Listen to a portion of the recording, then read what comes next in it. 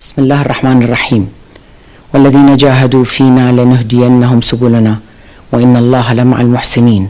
صدق الله العظيم.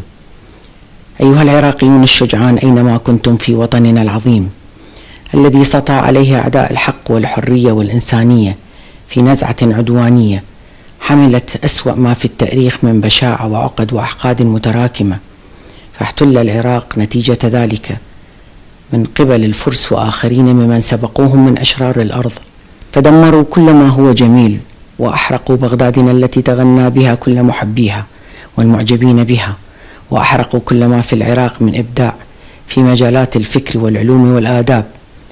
نحيي هذه الأيام ذكرى استشهاد بطل الأمة الرئيس الشهيد صدام حسين، الرئيس الشرعي والدستوري للعراق العظيم وباني نهضته، كي تصبح بغداد حادية للركب العربي والإنساني وعمود الخيمة العربية الصلب.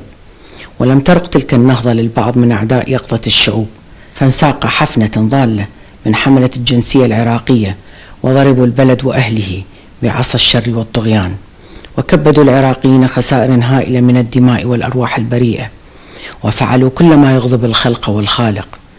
هؤلاء الذين ظنوا ظن السوء أن التغيير نحو الأفضل سيكون باحتلال العراق وتدمير شعبه وقيادته، ونفذوا في ليلة 19/20 من آذار 2003 جريمتهم القذرة والتي انتهت باحتلال البلد في 9 نيسان 2003.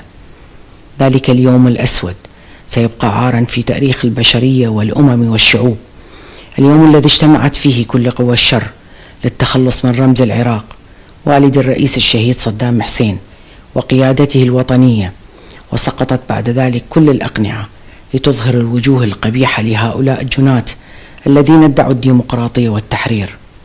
لقد قاوم والدي وإخوتي وأبناء شعبنا الأبطال المحتل حتى الشهادة بإيمان راسخ بالله وببلدهم وحريتهم.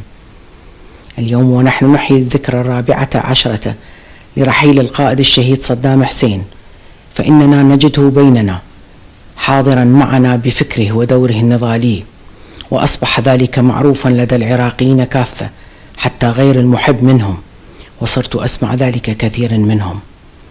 اليوم نستذكر بفخر وعز وبفضل من الله سبحانه وتعالى كل تلك المواقف الشجاعة لقائد وأب أبى أن يخنع للذل أو أن يبيع بلده للمحتل، وراح أبطالنا العراقيون الشرفاء يحذون حذو رموزهم في رفضهم ومقاومتهم للذل والطغيان والاحتلال، مطالبين بحقوقهم وحريتهم في بلدهم والعيش الكريم في وطنهم، وقدموا الكثير من الشهداء من أجل ذلك الهدف السامي، فسطروا أروع ملاحم البطولة التي سيكتبها التاريخ لهم بأسطر من ذهب.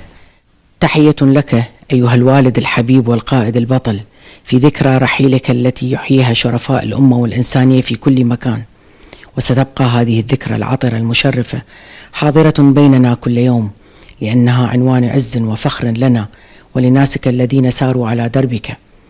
تحية لرفيق دربك العم الغالي الأستاذ عزة الدوري رحمه الله ورفاقه. تحية لكل شهداء العراق والأمة العربية والإنسانية. أختكم رغد صدام حسين 2020.